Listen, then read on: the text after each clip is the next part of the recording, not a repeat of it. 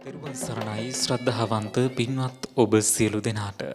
පින්වත්නි සැමසිත සුවපත් කරන්නට ලෞතුරු ශ්‍රී සද්ධර්මය මුළු ලොවටම බෙදා හරින බෞද්ධ නාලිකාවේ මහනුවර මධ්‍යස්ථානයේ මගින් මේ පින්බර වස්සාන කාලයේදී ඔබ වෙත ගෙන එන මේ උතුම් සදහම් දේශනාව මෙලෙසින් ආරම්භ කිරීමටයි මේ සූදානම් වන්නේ. පින්වත්නි මේ උතුම් සදහම් දේශනාව පැවැත්වීම සඳහා අප සිදු කළ ගෞරවනීය ආරාධනාව පිළිගෙන මේ උතුම් සදහම් මණ්ඩපය වෙත වැඩම කොට වදාළ මරදන් කඩවල තෝරුවැව ඉසිපතන ආරණ්‍ය සේනාසනාධිපති කම්මට්ටානාචාර්ය පූජනීය කොළඹිස්සේ විමුක්ති රතන පින්වත් ස්වාමින් වහන්සේව අප සියලු දෙනාම එක්ව සාදු නහද පවත්වා වන්දනා කරමු. සාදු සාදු සාදු. පින්වත්නි මේ උතුම් සදහම් දේශනාව මෙලෙසින් ඔබ වෙත ගෙන එන්නට පින්බර දායකත්වය ලබා දෙන්නට යෙදෙන්නේ එප්පාවල කිරියමුණු කොලේ චින්තාහි පදිංචි රාජ්‍ය කළමනාකාර සේවයේ විශ්‍රාමික ජී දිසානායක සහ ඕස්ට්‍රේලියාවේ මෙල්බර්න් නුවර පදිංචි ඉංජිනේරු අරුණ දිසානායක යන පින්වත් පිරිස විසින් එසේනම් ඔබ අප කෙරෙහි මෙත් සිතින් මේ උතුම් සදහම් දේශනාව පවත්වන්නට ගෞරවනීය දේශකයාණන් වහන්සේට নমස්කාර පූර්වකව ආරාධනා කර සිටිමු. අවසරයි ස්වාමීන් වහන්ස. සාදු සාදු සාදු. සමන්තා චක්ඛවාලේසු අත්‍රා ගච්ඡන්තු දේවතා සද්ධම්මං මුනි රාජස්ස සුනන්තු සග්ග මොක්ඛදං ධම්මස්සවන කාලෝ අයම් බදන්තා ධම්මස්සවන කාලෝ අයම් බදන්තා ධම්මස්සවන කාලෝ අයං බදන්තා නමෝ තස්ස භගවතෝ අරහතෝ සම්මා සම්බුද්දස්ස නමෝ තස්ස භගවතෝ අරහතෝ සම්මා සම්බුද්දස්ස නමෝ තස්ස භගවතෝ අරහතෝ සම්මා සම්බුද්දස්ස යේජාන පසුතාදීරා නෙක්කම්මූප සමේරතා දේවාපිතේ සංපියහන්ති සම්බුද්ධානං සතිමතංති.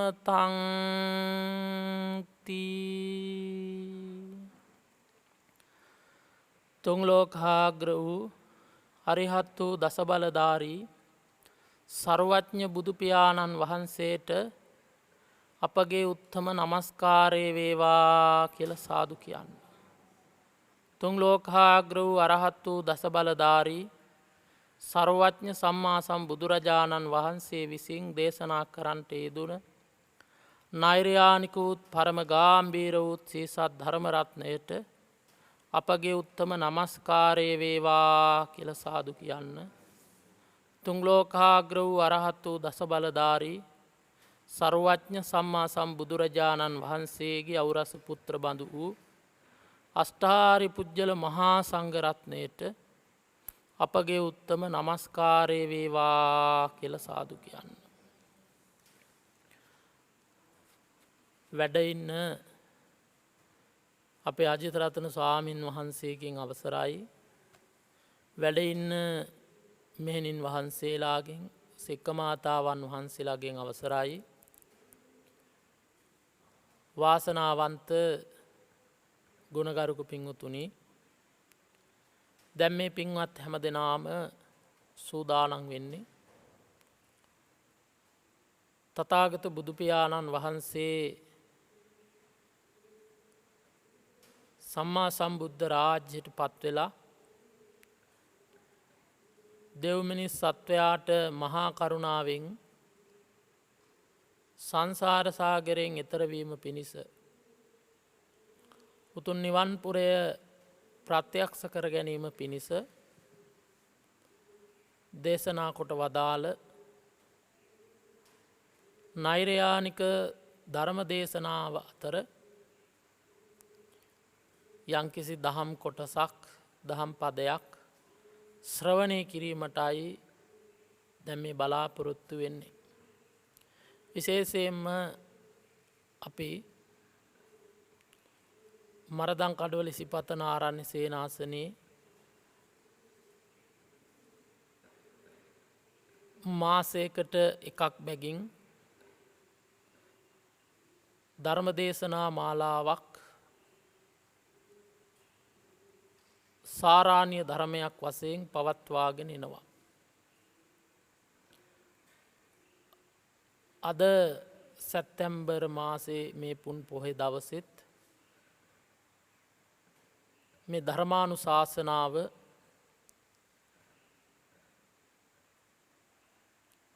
සුපුරුදු පරිදි සිද්ධ කිරීමටයි දැන් බලාපොරොත්තු වෙන්නේ.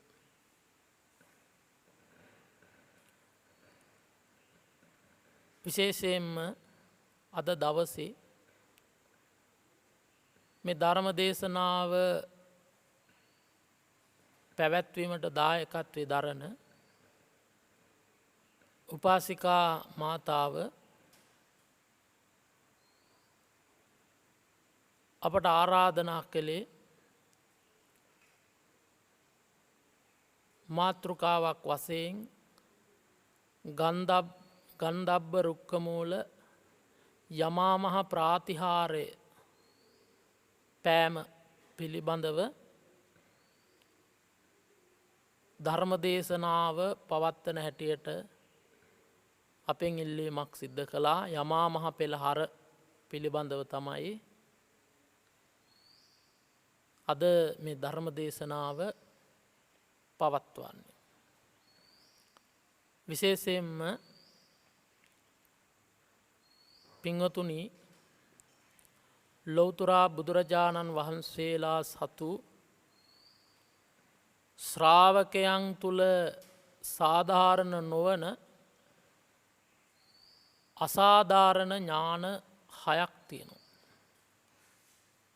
සඩ් අසාධාරණ ඥාන කියලා. බුදුරජාණන් වහන්සේ තුලත් ශ්‍රාවකයන් වහන්සේලා තුලත් සමසේ පිහිටන ඥාන ටිකක් තියෙනවා. ඥාන සමූහයක්. තෙසැත්තෑ ඥානයන්ගේ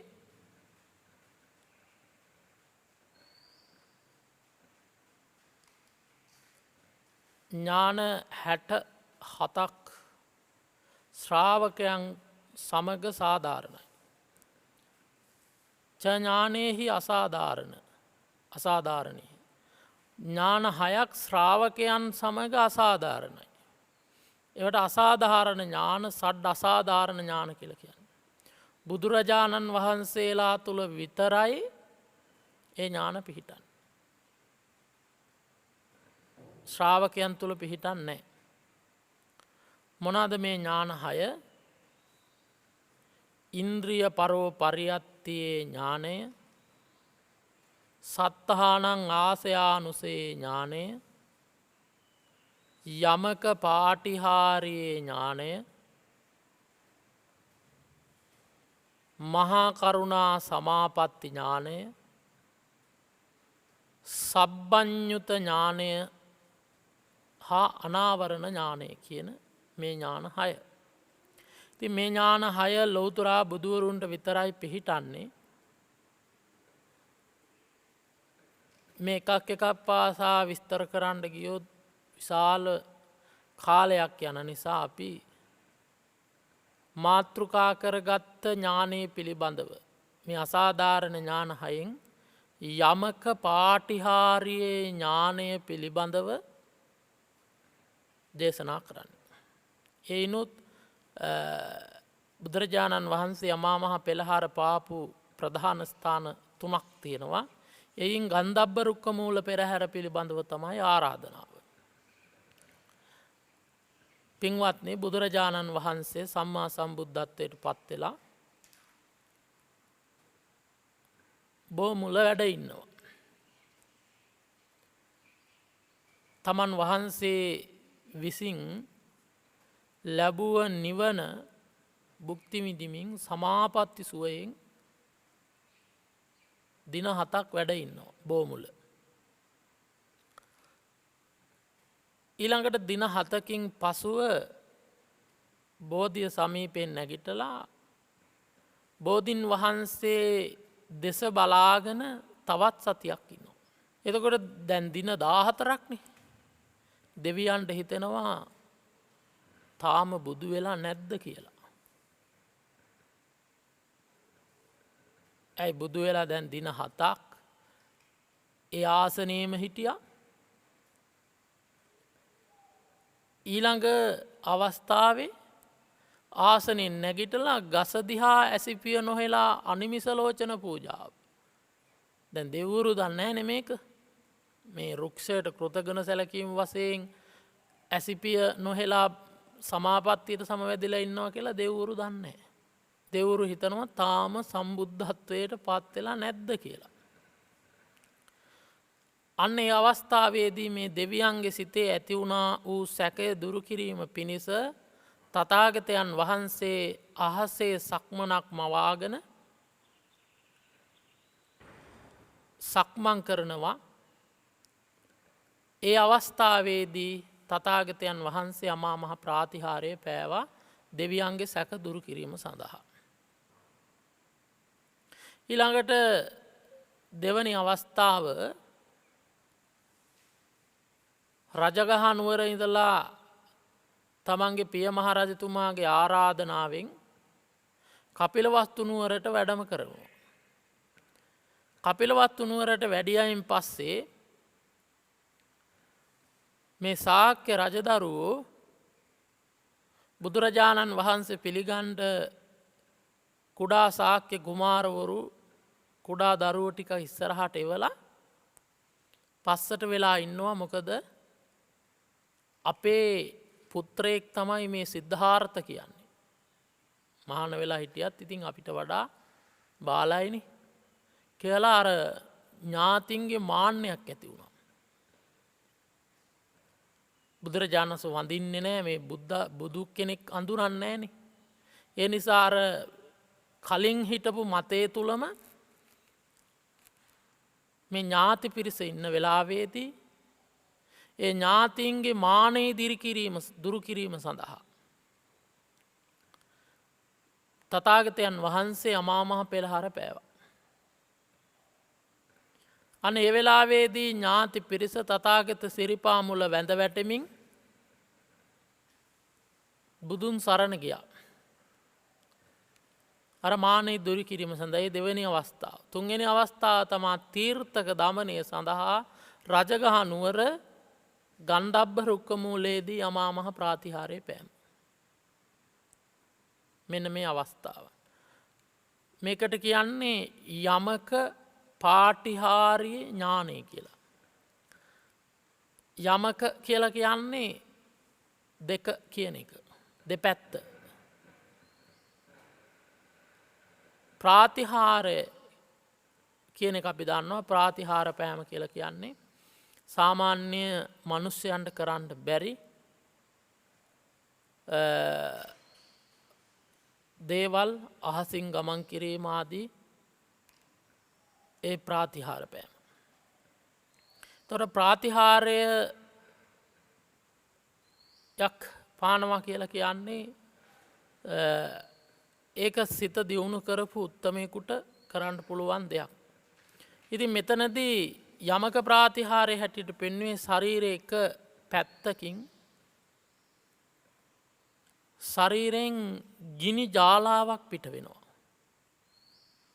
ශරීරයේ අනිත් පැත්තෙන් ජල ධාරාවක් පිට වෙනවා. පටිසම්භිදා මග්ග පාළියේ ඥාන කතාවේ විස්තර කරනවා ශරීරයේ යටි ශරීරයෙන් සහ උඩු ශරීරයෙන් එකන ඉනෙන් පාත කොටසෙන්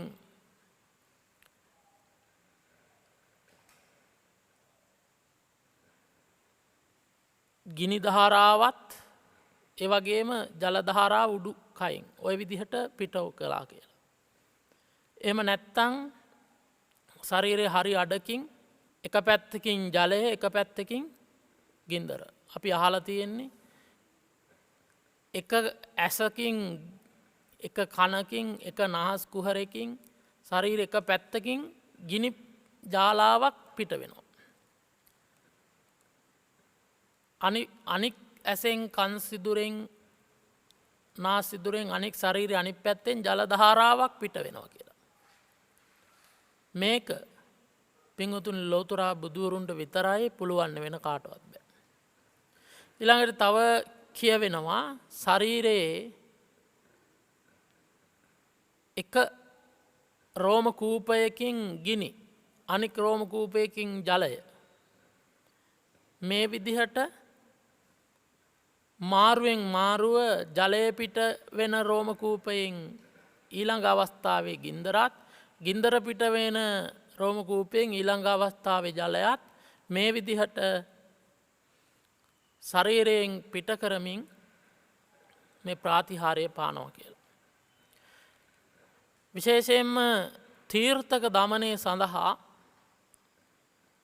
තමයි සැවැත්නුවර ගන්ධබ්බ රුක්කමූලේදී අමාමා ප්‍රාතිහාරය ජල කඳක් හා ගිනි කඳක් ශරීරයෙන් පිට කළේ.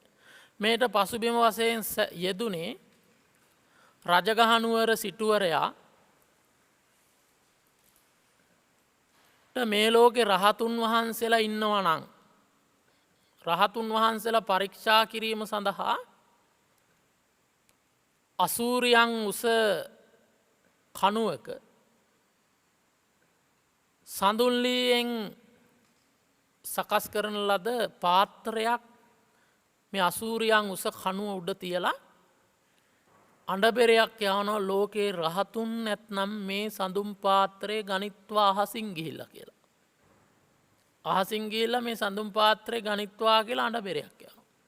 දැන් එතකොට නිගණ්ඨනාථ පුත්‍ර පුරාණ කශ්‍යප ආදී තීර්ථකයෝ රහත්යයි ප්‍රකාශ කරනවා අපි රහතුන් කියලා. රහත් කියලා මේ ඒ ශාස්තෘවරු කියනවා. සත්සාත්තුවරුම කියනවා තමන් රහත් කියලා. ඉතින් රජගහ සිටුවරය මොකද කරේ නියම රහත්තෙක් ඇත්නම් මේ පාත්‍රයේ අහසින් ගිහිල්ල මේ පාත්‍රයේ අර අසූරියන් කනුව උඩ තියෙන පාත්‍රයේ ගණ්ඩ ඕන කියලා කීවහම දැන් නිගණ්ඨ ජෛන මහාවීර සහ ශ්‍රාවකයෝ ටික ඇවිල්ලා රජගහ සිටුවරය රවට්ටල ගණ්ඩ ඕන පාත්‍රී. එරදි තියෙනවා වගේ පෙන්නලා බොරුවට ගණ්ඩ ඕන. පුරාණ කශ්‍යපත් ඒ කට්ටිය ඇවිල්ලා දැන් ගණ්ඩ යනවා. කොහොමද මෙයාල කතා කරගෙනාවේ නිගණ්ඨනාථ පුත්‍ර කියනවා මම මේ කනුව මුලට ගිහිල්ලා නිකං අහසට යන්ට වගේ ලැහැත්ති වෙනවා. එදකොට ඔය කට්ටිය ඇවිල්ල මගේ අත් දෙකින් කකුල් දෙකින් අල්ලගන්නට ඕන එපා ඔය විදිහට අහසට යන්ට එපා කියලා නිකං අර බොරුවට රඟපාලා ඊට පස්සේ මේ පිරිස යන්ට දෙන්න කියලා අර සඳුම් පාත්‍රය ගණ්ඩ උපායක් තමයි යෙදුවේ. ඉතින් දැන් මේ පිරිස අර කනුව මුලට ගිහිල්ලා ඔය විදිහට නිගණ්ඨනාථ පුත්‍ර උඩට යන්ට යනවා අනික් පිරිස අල්ලගන්නවා යන්න එපා ගුරුතුමනි කියලා.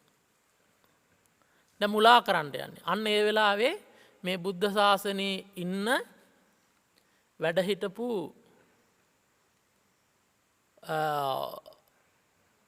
ටිකක්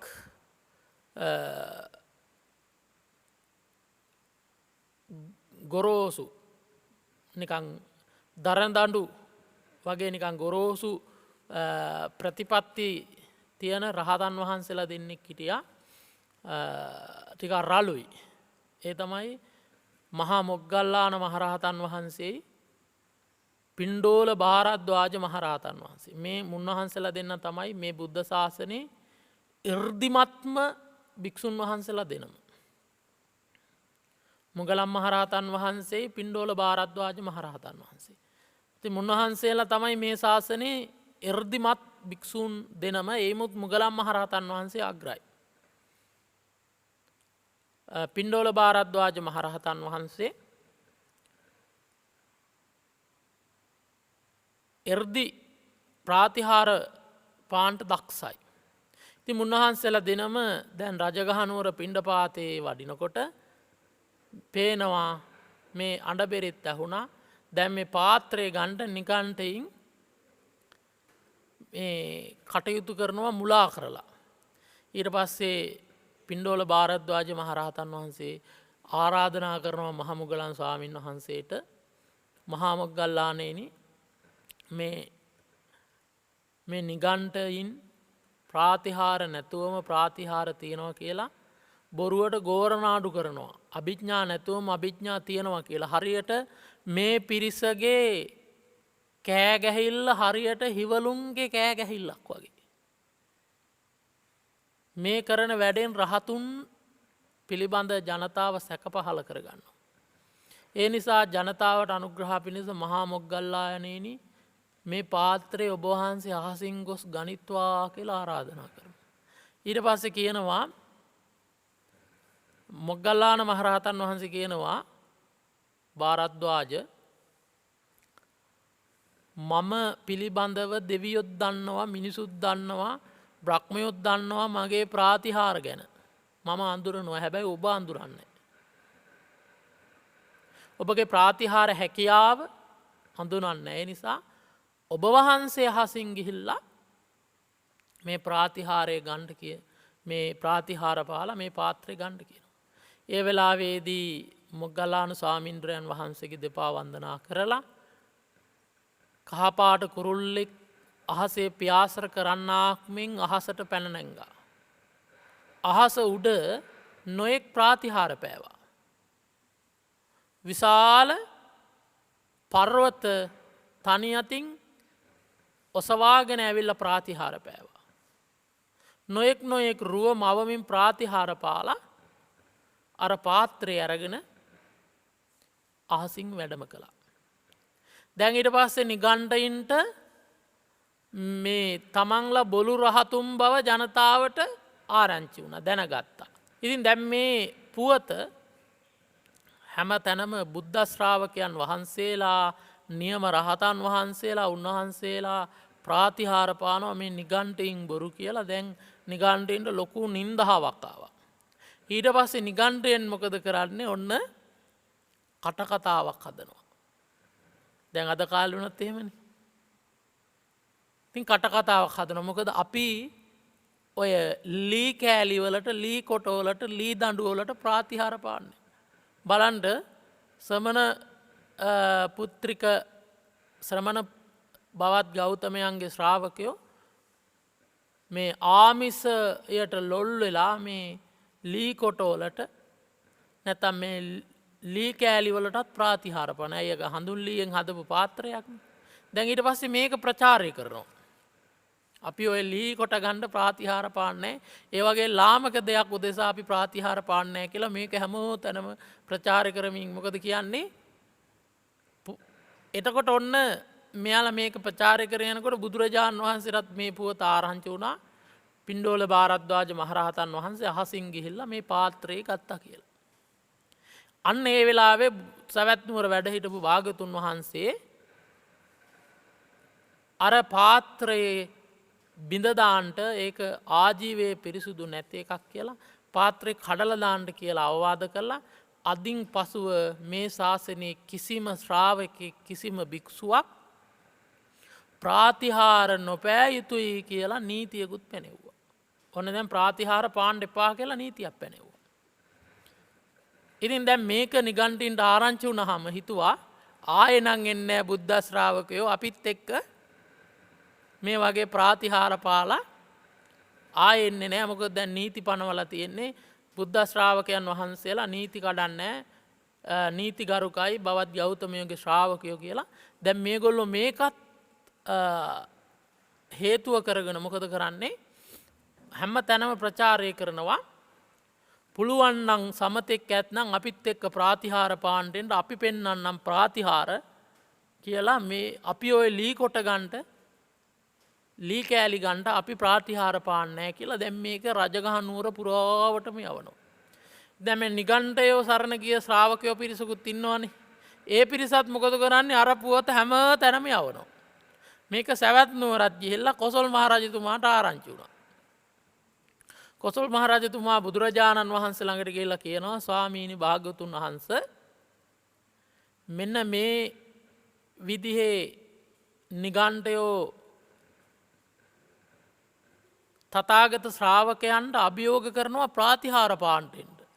අපි ප්‍රාතිහාර ඔය ලී කොටවලට පාන්නේ පුළුවන් නම් එන්න කියලා මේ විදිහට කියන ඔබ වහන්සේ ප්‍රාතිහාර පාණ්ඩ තහනම් කරපු නිසා භික්ෂුන් වහන්සේලා දැන් ප්‍රාතිහාර පාණ්ඩ පෙළඹෙන්නේ නැහැ කියලා කොසල් රජුරු කියනකොට බුදුරජාණන් වහන්සේ කොසල් රජතුමාට කියනවා මහරජ එහෙමනම් තථාගතයන් වහන්සේ තව මාස 3කින් සවැත් නුවර ගන්ධබ්බ රුක්ක මූලයේදී යමා මහ ප්‍රාතිහාර පානවා කියලා ප්‍රකාශ කළා. එම් ප්‍රකාශ කළාම කොසල් රජු වහන ස්වාමීනි ඔබ වහන්සේ ප්‍රාතිහාර පාන්න තහනම් කරන්නේ. ඔව් මම තහනම් කළා. එහෙනම් ඔබ වහන්සේ කොහොමද ප්‍රාතිහාර පාන්නේ? එතකොට කියනවා මහරජතුමනි ඔබගේ අඹ දඹ උයනේ අඹ කන්ට රටවැසියන්ට තහනන්ද? තහනම්. හැබැයි ඔබට තහනන්ද? ඔබට තහනන්නේ මට තහනන්නේ රටවැසියන්ටයි තහනම් කියලා. ආන් ඒ වගේ මේ ශාසනයේ නීති පනවන්නේ ශ්‍රාවකයන්ට විතරයි. ඒ නීති තථාගතයන් වහන්සේට වළංගු නැහැ. රජතුමාට අනුන්ට පනවපු නීති වළංගු නැහැ. තමන්ගේ අඹ උයනේ අඹ දඹ උයනේ දඹ ඕන විදිහට කන්න පුළුවන්. ආන් ඒ වගේ ශ්‍රාවකයන්ටයි ප්‍රාතිහාර පාන්න එපා කියලා කියන්නේ තථාගතයන් වහන්සේ ගන්ධබ්බ රුක්ක මූලයේදී අමා මහ ප්‍රාතිහාර පානවා කියලා දැන් ඔන්න ප්‍රකාශ කළා. මේක ඉතින් කොසල් රජුරුවත් මොකද කරන්නේ? හරියට රජ කිරුල පැලඳපු දවස වගේ සතුටෙන් පිළි අරගෙන හැම තැනම අඬබෙර යවනවා. ඉන්දියාව පුරාම යවන අඬබෙර තථාගතයන් වහන්සේ සවැත් නුවර ගන්ධබ්බ රුක්ක මූලේ ඇසල පෝය දවසේදී යමා මහ පෙළහර පානවා කියලා. දැන් ප්‍රචාරය යවනවා. දැන් නිගණ්ඨ පිරිස හිතුවා මේක හරියන්නේ නැහැ. තථාගතයන් වහන්සේ අඹ ගහක් යට තමයි ප්‍රාතිහාර පානවා කියලා කියන්නේ. කියලා මොකද කරේ? නිගණ්ඨයෝ සැලසුම් කරලා එක රැයට මුළු සවැත් නුවර තිබ්බ අඹ ගස් ටික ඔක්කොම කැපුවා. දැන් මේ 3 මාස ලඟ වෙනකොට එක අඹ ගහක්වත් නැති විදිහට ඔක්කොම කැපුවා. ඇයි දැන් අඹ ගහක් යන්නේනේ. අඹ කියලා කියන්නේ අඹ ගහක් යට තමයි ප්‍රාතිහාර පාන්නේ කියලා. දැන් අඹ ගස් ටික කැපුවා. ප්‍රාතිහාර පාන්න බැරි වෙන්න කියලා. ඒ වෙලාවේදී මොකද දැන් ඔන්න 3 මාසේ එළඹුණා. හරියටම ඇසලපුන් පොය දවසේ එළඹුණා. තථාගතයන් වහන්සේ ප්‍රාතිහාර පානවා කියන තැනට වැඩම කළා. එක අඹ ගහක්වත් නැහැ. ඔක්කොම කපලා දාලා.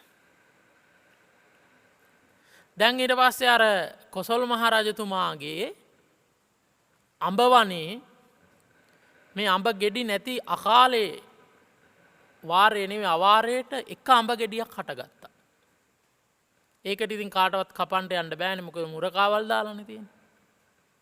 හැබැයි ඒ කිව්ව තැන නෙවෙයි. ඉතින් මේ අඹ ගෙඩිය හොඳට වැඩිලා ඉදිලා. දැන් මේ අඹ ගෙඩිය ඒකේ උයන බලා ගන්න උයන් පල්ලා. ඒ උයන් පල්ලාගේ නම තමයි ගණ්ඩ.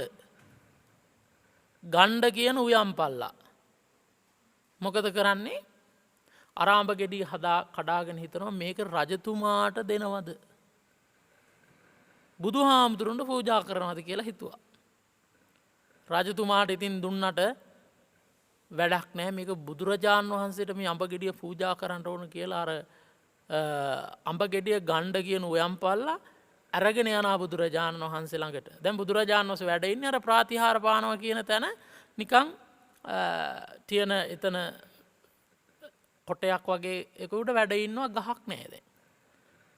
ඉතින් දැන් එදා මේක බලන්ඩ පින්වත්නි කෝටි 20ක් ඇවිල්ලා හිටියා ජනතාව. මේ බුද්ධ ප්‍රාතිහාරය බලන්ඩ කෝටි 20ක් ඇවිල්ලා හිටියා. ඇයි කොසල් රජතුමා මේක අඬබෙරයක් ගහලා යවුවනේ හැමතැනම. දැන් අපි වුණත් බුදුරජාණන් වහන්සේ ප්‍රාතිහාර පානකොත් බලන්න යනවනේ ඈ. ඉතින් කෝටි 20ක් ජනතාව ඇවිල්ලා සවැත් නුවර පිරීලා. දැන් තථාගතයන් වහන්සේ අවුරස්මේ වෙලාවේ වැඩ ඉන්නවා. දැන් ගහකුත් නෑ මුකුත් නෑ. දැන් නිගණ්ඨයොත් බලාන ඉන්නවා බලමු දැන් ඔය බවත් ගෞතමයන්ගේ ප්‍රාතිහාරේ කෝ අඹ ගහක් නෑනේ අඹ ගහක් යටනේ ප්‍රාතිහාර පානවා. දැන් අර ගණ්ඩ කියන උයම්පල්ලා මොකද කරන්නේ? අර අඹ ගෙඩිය අරගෙන ඇවිල්ලා බුදුරජාණන් වහන්සේට පූජා කළා. තථාගතයන් වහන්සේ උයම්පල්ලාට අනුග්‍රහ පිණිස ඒ අඹ ගෙඩිය වැළඳුවා එතනම. වළඳලා ඒ අඹ ඇටේ එතනම දැම්ම බිමට. දානකොටම පින්වත්නි භාග්‍යතුන් වහන්සේගේ ප්‍රාතිහාර ඥානය නිසා ඒ අඹ ඇටේ එවෙලෙම පැලවෙලා අසූරියන් උස විශාල අඹ ගහක් බවට ඒ මොහොතේම පත් වුණා කියලා සඳහන් කරනවා. ඒ මොහොතේම හටගත්තේ. අන්න ගණ්ඩ කියන උයම්පල්ලා දුන්න අඹ ගෙඩිය වළඳලා එතනම ඒ අඹ ගහ හැදුන හින්දා ඒ අඹ ගහට නම ලැබුණා ගණ්ඩ අඹ ගන්ධම්බ. එහෙම තමයි ගණ්ඩබ්බ කියන එක හැදුනේ. ඉතින් මේ ගණ්ඩ කියන උයම්පල්ලා තථාගතයන් වහන්සේ වැඩ ඉන්න තැන අප්‍රමාණ ශ්‍රද්ධාවෙන් වැඳගෙන ඉන්නවා. අහසේ දෙවිවරු පිරිලා. අතරක් නැතුව දෙවිවරු ඉදිකටු සිදුරු වගේ ඒ වගේ තුඩවල් වගේ කුඩා ශරීර මවාගෙන දෙවියෝ අහස පුරා වැඩ ඉන්න අතරක් නැතුව මේ බුද්ධ පෙළහර බලන්න. කෝටි 20ක් ජනතාව මේ බුද්ධ පෙළහර බලන්න බලාගෙන ඉන්නවා. අන්න ඒ වෙලාවේදී තථාගතයන් වහන්සේ පින්වත්නි තමන් වහන්සේගේ ශරීරයෙන් එක පැත්තකින් එක අඩකින් ගින්දර පිට කළා. තව පැත්තකින් ජලය පිට කළා. ඒ විතරක් නෙවෙයි නීල පීත ලෝහිත ඕදාත මාන්ජස් ප්‍රබස්වර යන සවනක් ගන බුදුරැස් මාලාවන් අනන්ත ලෝක ධාතුවටම පැතිරී යන්න සැලැස්සුවා. දැන් මේ කෝටි 20ක් ඇවිල්ලා ඉන්නකොට ඈත ඉන්න මිනිසුන්ට පේන්නේ නැහනේ බුදුහාඳුරෝ. හැම දිනාටම පේන්නේ මේ තමන් ඉදිරියේ භාගතුන් වහන්සේ වැඩ ඉන්නවා වගේ. මේ පේනවා. දෙවියන්ට පේනවා තමන් ඉදිරියේ වැඩ ඉන්නවා වගේ. ඉතින් ජනතාව දෙවියෝ දොහොත් මුදුන් දී සාදුනාද පවත්වනවා. මේ විදිහට ප්‍රාතිහාර පාලා තථාගතයන් වහන්සේ පින්වත්නි එතනදිම එහෙම්මම අහසට වැඩියා. ප්‍රාතිහාර පාමින් අහසට වැඩලා එහෙම්මම තව්තිසා දිව්‍ය ලෝකයට වැඩම කළා. හැම බුදු කෙනෙක්ම යමා තීර්ථක දමනය සඳහා යමා මහ පෙළහර පාලා ඒ සැනින්ම ඇසලපුන් පොහොය දවසේ දෙව්ලොවට වැඩියා. මොකටද? දෙව්ලොව වස්වැසීම සඳහා.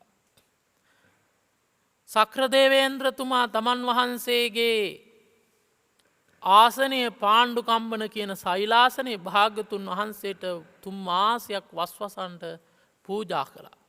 භාග්‍යතුන් වහන්සේ එහි වස්වාසය කළා. එතනත් ආශ්චර්යමත් සිද්ධියක් වුණා. දැන් බුදුරජාණන් වහන්සේ වඩිනවද? දැන් තථාගතයන් වහන්සේ අහසට වැඩලා අතුරුදහන් වුණා. දැන් මිනිසුන්ට හොයන්න බෑ තථාගතයන් වහන්සේ කොයි කියලා. ඉතින් ඒ වෙලාවේදී දැන් දිව්‍ය ලෝකයට වැඩිහාම පාණ්ඩුකම්බන සෛලාසනේ විශාල යොදුන් 60,000 විශාල ආසනයක්. ඉතින් තථාගතයන් වහන්සේගේ ශරීරේ දැන් එතෙන්ද වැඩිහාම සක්‍රයා හිතනවා මෙච්චර ආසනයක මේ බුදුරජාණන් වහන්සේගේ ශරීරය ඉතාම කුඩයි. ඉතින් කොහොමද බුදුරජාණන් වහන්සේ මේ මෙච්චර එකක වැඩඉන්න අපිට පේන්නවත් නැතිවයි වගේ කියලා හිතුවා. නිකං හිතුවිල්ලක් ආව සක්‍රයාට. අන්න ඒ වෙනකොට සෛලාසනය ගිහින් වැඩ හිටියා. අර 60 යොදුනක් විශාල සෛලාසනයේ පිරෙන්ට තථාගතයන් වහන්සේගේ දේහේ විශාල කරමින් වැඩ හිටියා. ආශ්චර්යයක්. උන්වහන්සේගේ ප්‍රාතිහාර ඥානය. අන්න ඒ අවස්ථයින් පස්සේ තමයි බුදුරජාණන් වහන්සේට යමා මහ පෙළහර පාලා දෙව්ලොවට වැඩියයින් පස්සේ තමයි මාතෘ දිව්‍ය පුත්‍රයා ප්‍රධාන දෙව්ලොව දෙවියන්ට මාස 3ක් දෙව්ලොව වස්වසමින් විජම්බන දේශනාව අභිධර්ම දේශනාව පවත්වන්නට යෙදුනේ. ගිය පෝය දවසේ අපි ඒ අභිධර්ම දේශනාව දෙව්ලෝ දේශනාව මාතෘකා කරගෙන තමයි ධර්ම දේශනා කරන්නේ. ඒතර ඕන දෙව්ලෝ දේශනයට වැඩම කළේ සවැත් නුවර ගන්ධබ්බ රුක්ක මූලේ යමා මහ ප්‍රාතිහාරය පාලා තීර්ථක දමනය කරලා. ඉතින් උන්වහන්සේ 3 මාසයක්ම දැන් අභිධර්ම දේශනාව දෙව්ලොව පවත්වනවා. දැන් ඉතින් මිනිසු හොයනවා බලනවා කෝ බුදුරජාණන් වහන්සේ. ඔන්න මුගලන් මහරහතන් වහන්සේ දෙව්ලොවට වැඩලා තොරතුරු බලාගෙන ඇවිල්ලා කියනවා භාග්‍යවතුන් වහන්සේ දැන් දිව්‍ය ලෝකේ වස්වසලා වැඩ ඉන්නේ අභිධර්ම දේශනාව කරනවා කියලා.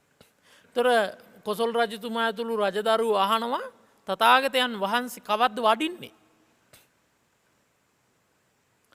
මාස 3කින් පස්සේ දෙව්ලොවට ගිහිල්ලා වඩින දිනේ අහගෙන වඩින්නේ කොහෙටද කියලා අහගෙන ඇවිල්ලා පින්වත්නි ප්‍රකාශ කරනවා භාග්‍යවතුන් වහන්සේ තව මාස 3කින් සංකස්ස නුවරට වැඩම කරන්නේ.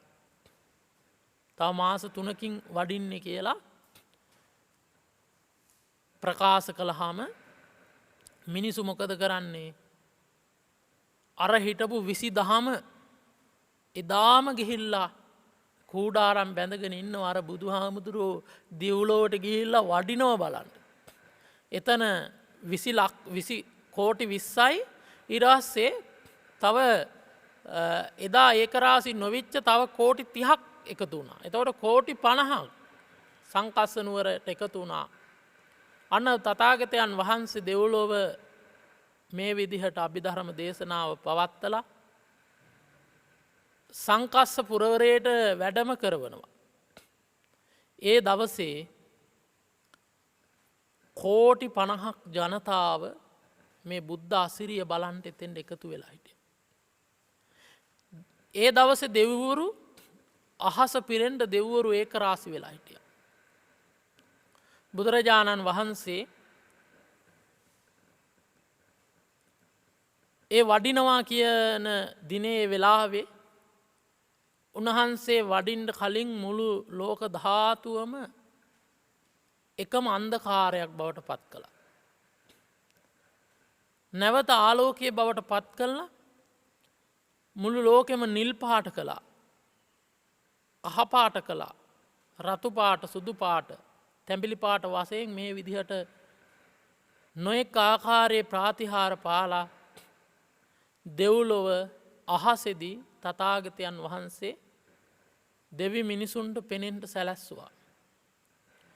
උන්වහන්සේ අහසින් වඩිනකොට සිරිපතුලක් තබන තැන රත්තරන් ඉනිමගක් මැවෙනවා.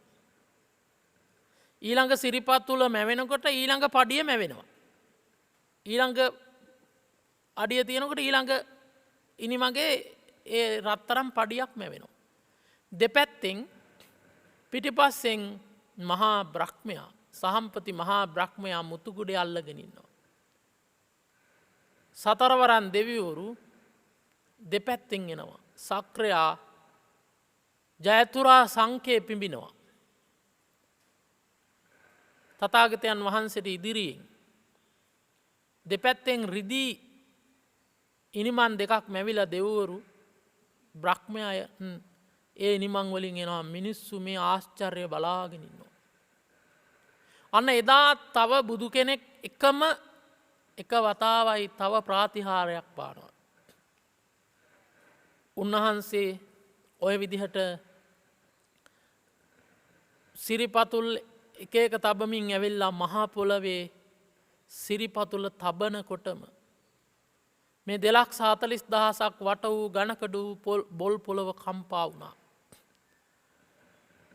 මොකද සෑම බුදු කෙනෙක්ම දෙව්ලොව ඉඳලා වැඩලා සිරිපතුල දකුණු සිරිපා තියන්නේ ඒ තැනමයි. අය වෙනස් වෙන්නේ නැහැ. සෑම බුදු කෙනෙක්ම එතන. අවිජහිත භූමි 4ක් තියෙනවා. ඒ අවිජහිත භූමි 4 වෙනස් වෙන්නේ නැහැ. තථාගත කෙනෙක් බුදු වෙන ස්ථානේ වෙනස් වෙන්නේ නැහැ. සෑම බුදු කෙනෙක්ම එක තැන. වැඩිම කාලයක් වැඩ ඉන්න කුටිය සවැත් නුවර දෙවුරම් මහා විහාරයේ පිහිටන තැන වෙනස් වෙන්නේ නැහැ. ප්‍රථම ධර්ම දේශනාව පවත්වන බරණැස් ඉසිපතනාරාමයේ වෙනස් වෙන්නේ නැහැ. ඊළඟ දිව්‍ය ලෝකයට වැඩලා මනුස්ස ලෝකයට වඩින වෙලාවේ අර රන් ඉනිමගක් මැවිලා ඒ ඉනිමග බිමට පොළවට තිබෙන තැන වෙනස් වෙන්නේ.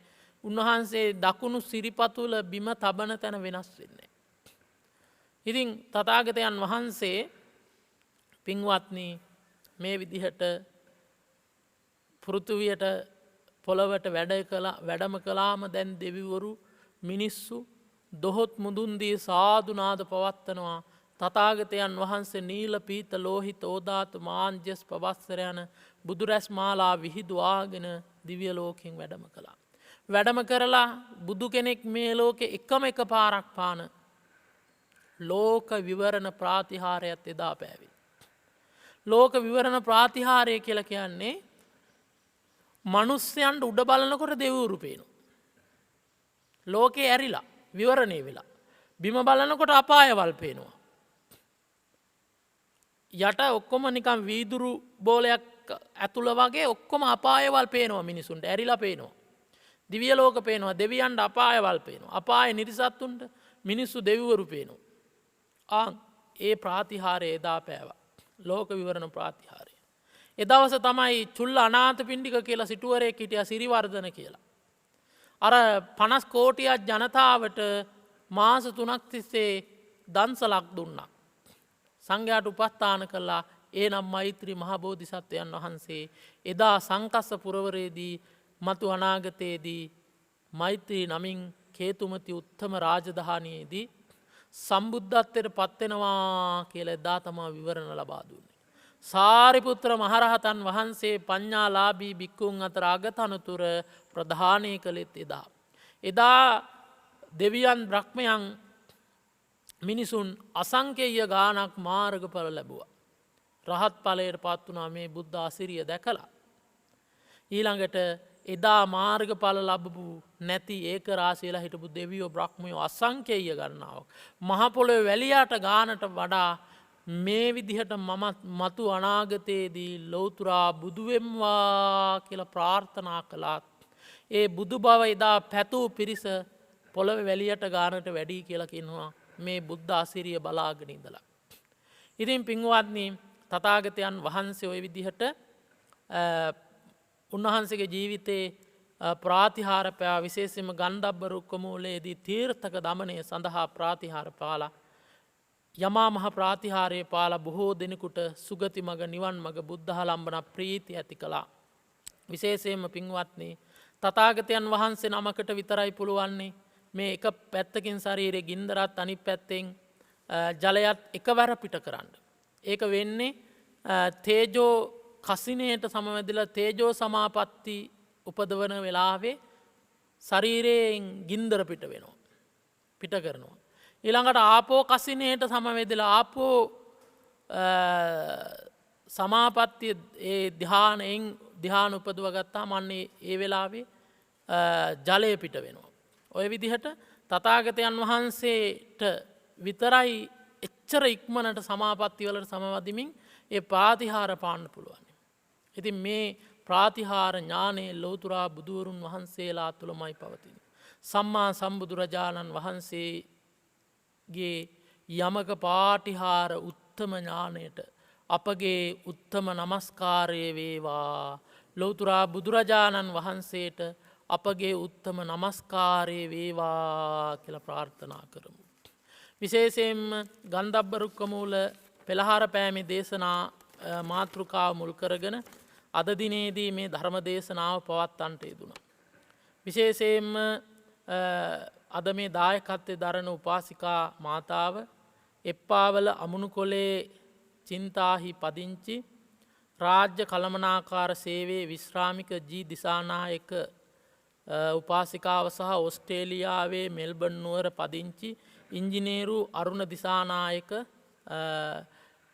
පුතණුවන් ඇතුළු පිරිස දායකත්වයේ දරනවා. විශේෂයෙන් අද මේ මාතෘකා වශයෙන් දායකත්වයේ දරමින් අරමුණ අප ආරණ්‍ය සේනාසනයේ මරදම් කඩවල මේ සිපතන ආරණ්‍ය සේනාසනයේ ඉදිකරන ධම්මරාජික මහා ස්තූපරාජානන් වහන්සේගේ අභ්‍යන්තරයේ බුද්ධ චරිතයේ අවස්ථාවන් නිර්මාණය කිරීමේදී මේ ගන්ධබ්බ රුක්කමූල පෙළහර පෑම කියන අවස්ථාව නිර්මාණය කිරීමට බාරගෙන තිබෙන්නේ මේ ජී දිසානායක උපාසිකා මාතාව.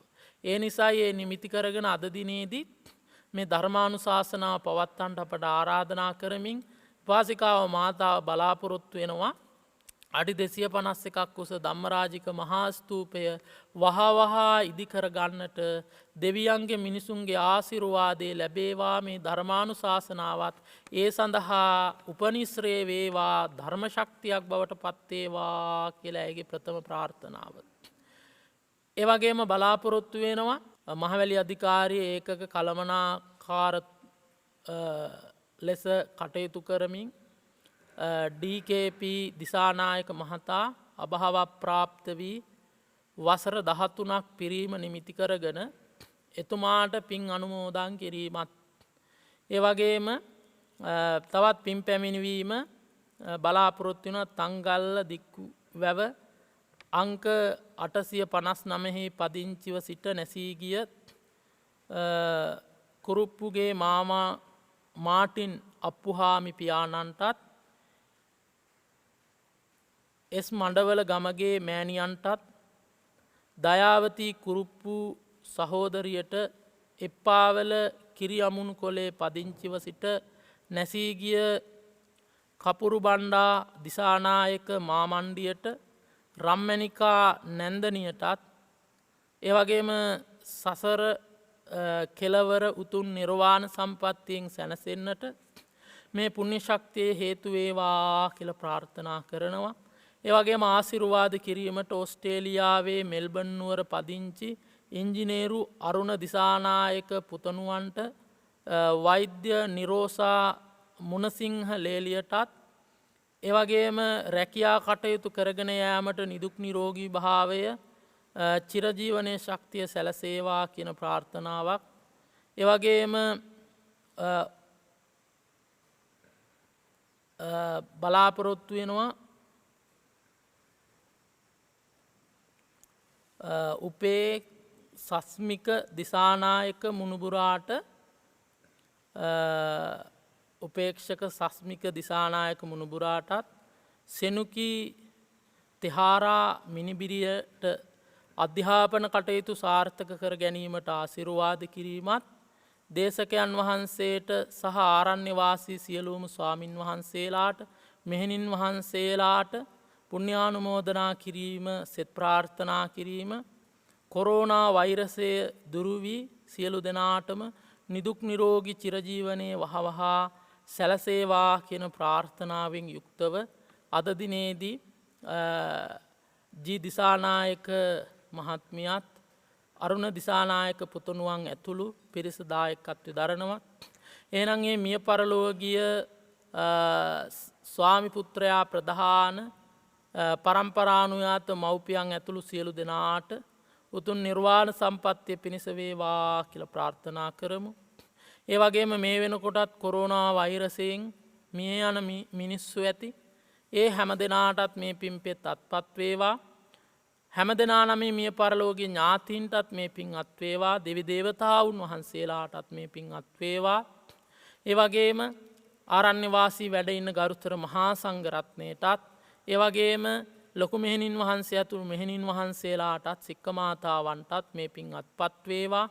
ඒ වගේම මේ රැස් කරගත්ත සියලු පුණ්‍ය ශක්තියින් දායකත්වයේ දරන ජී දිසානායක මහත්මිය ප්‍රධාන ඔබ හැම දෙනාටත් ධර්ම දේශනා කළ මටත් ධර්ම ශ්‍රවණය කළ ඔබටත් හැම දෙනාටම මේ පින් අත්වේවා. ඒ වගේම අපාරණ්‍ය සේනාසන ඉදිකරන ධම්මරාජික මහා ස්තූප රාජානන් වහන්සේ වහා ඉදිකර ගන්නට මෙය ධර්ම ශක්තියක් බවට පත්වේවා කියන ප්‍රාර්ථනාවත් පින් කැමැත්තෝ මේ මහා ස්තූප පූජාවට දායකත්වය දරත්වා කියලා සිහිපත් කරමින් අවසාන වශයෙන් සියලු දෙනාටම මේ කුසල් නිර්වාණ සම්පත්තිය පිණිස වේවා කියලා ප්‍රාර්ථනා කරනවා. ආකාසට්ටා ච බුම්මට්ටා දේවා නාග මහිද්దికා පුඤ්ඤන්තං අනුමෝදිත්වා චිරන් රක්ඛන්තු සම්බුද්ධ ශාසනං චිරන් රක්ඛන්තු සම්බුද්ධ දේශනං චිරන් රක්ඛන්තු සම්බුද්ධ ශාවකන්ති. ධර්ම ශ්‍රවණානිසංසයෙන් යහපතක්ම වේ. සාදු සාදු සාදු. පින්වත්නි, පුරා හෝරාවකට ආසන්න කාලයක් ඔබටත් මටත් ධර්මයෙන් අනුශාසනා කළ මරදන් කඩවල තෝරුවැව ඉසිපතන ආරණ්‍ය සේනාසනාධිපති කම්මට්ටානාචාර්ය පූජනීය කොළඹිස්සේ විමුක්ති රතන පින්වත් ස්වාමින් වහන්සේට නිදුක් නිරෝගී චිරජීවනයත් උන්වහන්සේ ප්‍රාර්ථනීය බෝධියකින් ඒ උතුම් චතුරාර්ය සත්‍ය ධර්මය අවබෝධය පිණිසත් අප විසින් රැස් කරගන්නට යෙදුණු සියලු කුසල් උන්වහන්සේට සාදු නහද පවත්වා අනුමෝදන් කරමු. සාදු සාදු සාදු. පින්වත්නි, ඒත් සමගින් බෞද්ධ නාලිකාවේ මහනුවර මධ්‍යස්ථානය මගින් මේ පින්බර වස්සාන කාලයේදී ඔබ වෙතගෙන මේ උතුම් සදහම් දේශනාව මෙලෙසින් නිමාවට පත්වනවා. ධර්ම ශ්‍රවණය කළ ඔබ සියලු දෙනාට මේ ගෞතම බුදු සසුනේදීම ඒ උතුම් චතුරාර්ය සත්‍ය ධර්මය අවබෝධ වේවා. තෙරුවන් සරණයි.